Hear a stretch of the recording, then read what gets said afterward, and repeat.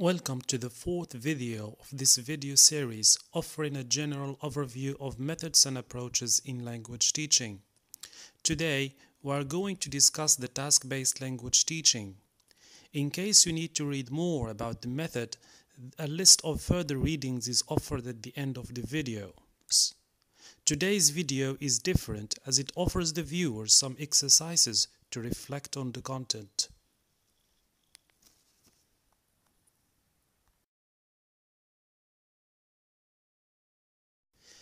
Task-based language teaching evolved from the strong version of the communicative language teaching. It is very important that we define what a task is before we get into further details. Generally, a task usually refers to the actions and activities people usually do in their daily lives, such as watching a movie, listening to the news, cooking, reading a map, finding directions, asking for directions, looking for information, ordering a meal, comparing different shoes to see which one is more comfortable. Some of these tasks involve language production. Others simply require understanding the language without any production. Task-based language teaching is based on the assumption that transforming these real-world tasks into the classroom would provide learners with better opportunities for communicative language learning. Thus, transforming real-world tasks to pedagogical tasks is key to boosting learners' communicative competence.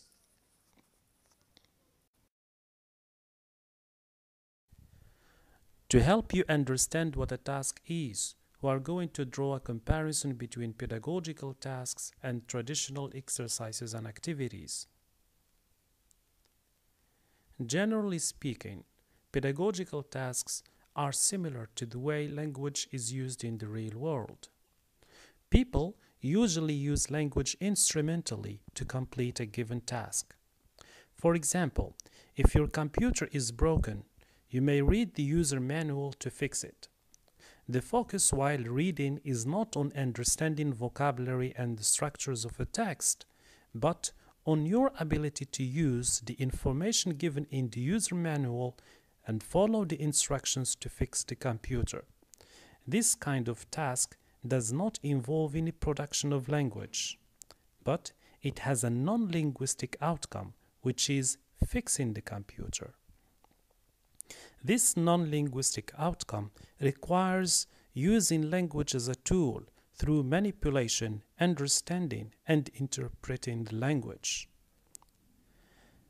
Tasks do not usually call for practice in a certain structure or form, but they offer opportunities to learners to use the language to complete the task by all possible means, by focusing more on fluency than on accuracy of the language. Traditional exercises and activities, however, usually require learners to use language in ways which are less likely to find in the real world. For instance, no one is going to ask you comprehension questions after listening, watching, or reading the news. Also, no one is going to ask you to fill in the gaps or put the words or verbs in the correct form in the real world. These are purely linguistic tasks that study language for its own sake. Their sole purpose is to practice and produce the language. Such exercises are usually accuracy-based and always have a purely linguistic outcome. They rarely offer opportunities to learners to use the language as a tool to complete real-world-like tasks. Finally, learners depend greatly on the form and structure of the language to finish the exercise. If they don't understand or manipulate the rule of the structure, they cannot finish the exercise.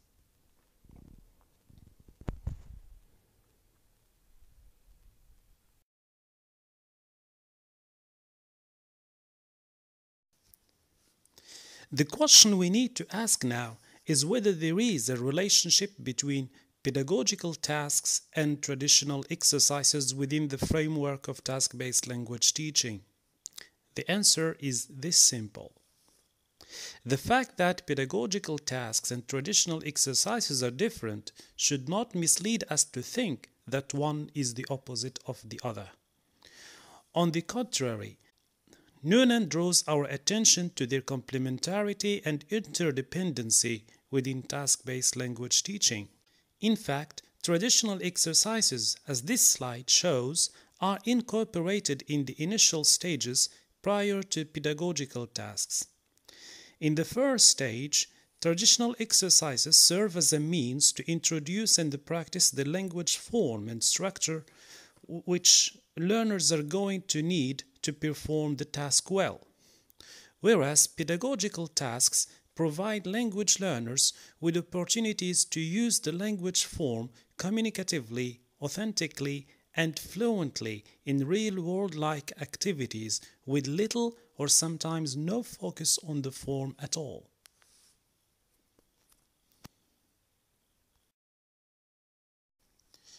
The literature offers different classifications and taxonomies of pedagogical tasks according to scholars such as Prabhu, Pattison, Richards, and Noonan. In this slide, we are going to deal with Noonan's classification because I believe it is the most comprehensive and to a great extent relevant to our context. Noonan presents 5 categories of tasks, including the cognitive, interpersonal, linguistic, affective, and creative tasks. The cognitive tasks are used to refer to tasks that require using some cognitive strategies such as brainstorming, classifying, evaluating, inferencing, note-taking, inducing, etc. Interpersonal tasks designate those tasks which require learners to work collaboratively and cooperatively with pairs or within groups. Linguistic tasks include tasks that mainly practice language skills such as reading, listening, writing, speaking, using contextual clues, summarizing, skimming, etc. Affective tasks involve the set of tasks in which learners share personal experiences with others, engage in self-evaluation activities, and reflect on their learning. Creative tasks usually encourage learners to think about new ways of doing things, find unconventional solutions to problems, and use language creatively. It is worth mentioning that it is often possible that one single task involves characteristics belonging to more than one of these categories. In this respect, the following slide offers an exercise where you can test your ability to classify tasks.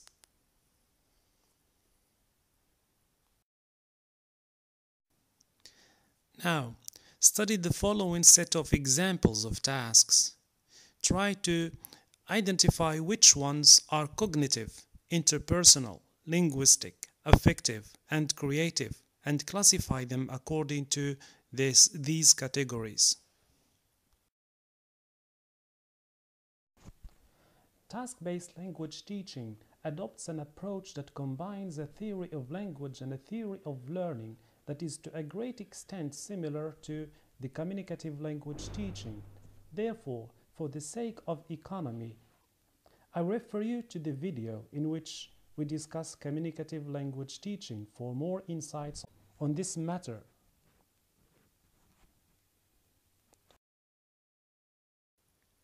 As far as the objectives of task-based language teaching are concerned, one can identify several classifications and taxonomies, such as the ones presented by Clark, Noonan, Ellis, and Willis.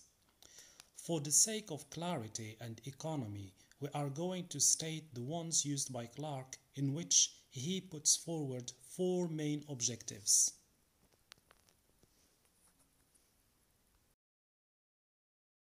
The main objective of the task-based language teaching is to promote communication. This method aims to help learners establish and maintain interpersonal relationships through exchanging information, ideas, opinions, feelings, and attitudes. Most importantly, it aims to provide learners with the tools to get things done.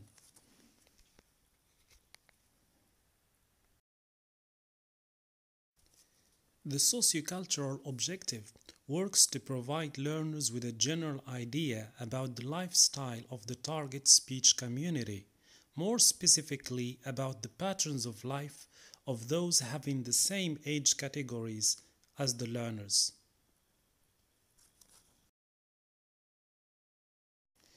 The cognitive objective aims to enable learners to learn how to learn by providing them with effective strategies such as planning and organizing their work, managing their time, and setting real objectives based on the resources they have.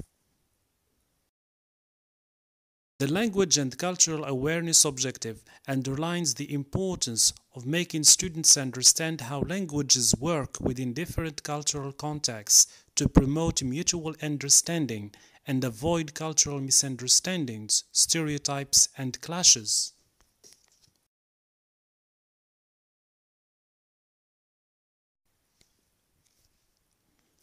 Task-based language teaching is said to be a learner-centered method which offers learners a diverse set of roles that demonstrate more freedom, respect for individuality, and offering more room for creativity, autonomy, responsibility for learning, self-evaluation, and self-awareness. In short, this method offers learners a chance to develop both personally and professionally by acquiring and refining cognitive, social, and communicative skills by all possible means.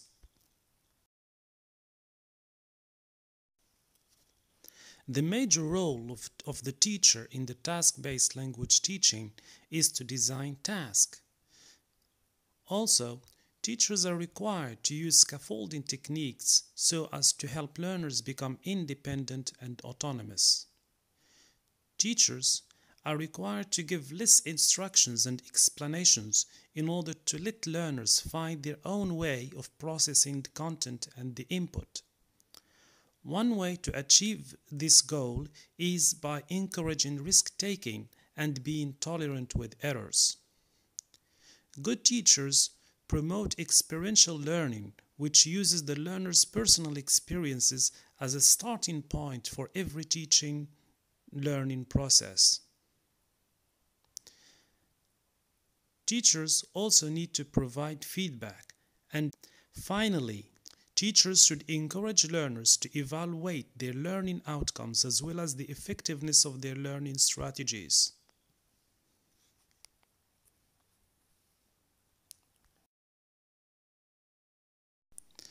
Task-based language teaching claims to use a variety of authentic and realistic instructional materials. For example, task-based language teaching textbooks usually include real-life-like contents such as articles from newspapers, magazines and journals, reports, radio and television programs, scripts and advertisements, news stories and reports, short stories, poems, plays, brochures, flyers and posters, instruction manuals, recipes, slides and video presentations. Such instructional materials are said to provide learners with a variety of activities similar to the ones they are likely to do in the real world.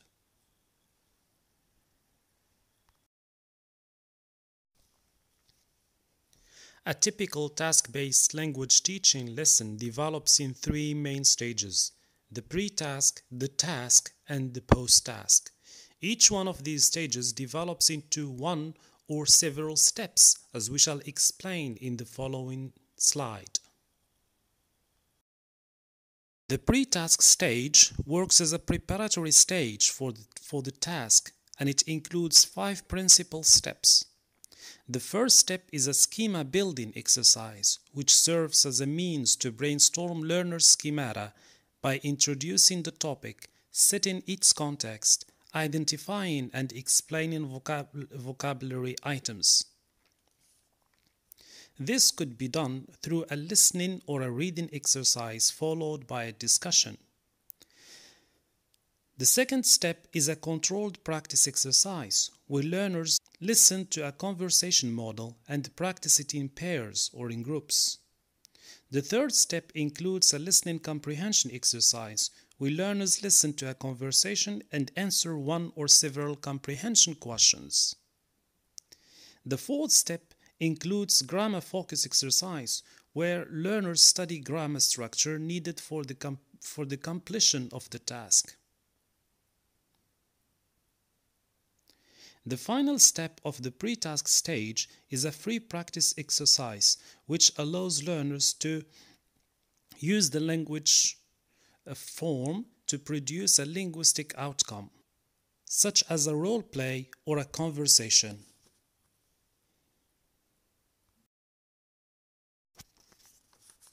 The second stage is the heart of the matter, as it presents the pedagogical task, which allows learners to use the language form fluently, communicatively, and authentically, so as to produce a linguistic outcome such as an interview, a report, a role play, a simulation, or a non-linguistic outcome such as a map, a graph, a drawing, a poster, a flyer, a brochure, or simply solving a puzzle.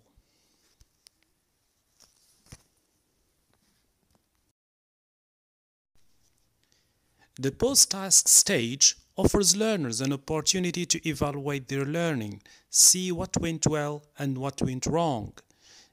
The purpose of this stage is not only to evaluate the outcome, but also to evaluate the effectiveness of learning strategies which learners have been using and their usefulness in the learning-teaching process.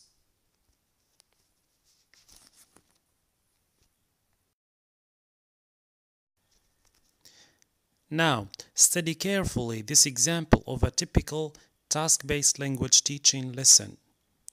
It presents 7 scrambled steps. Based on what we have discussed in the previous slides, try to answer the questions included in the next slide.